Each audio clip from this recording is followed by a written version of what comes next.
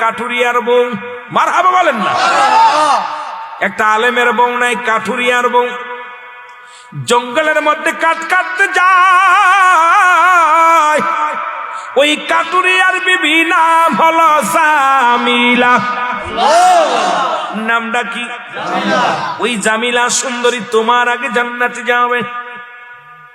ফাতেমা বলে, আব্বা জান, আমার আব্বার নাম রাহমাতুল লিল আলামিন, আমার মায়ের নাম আমিনা।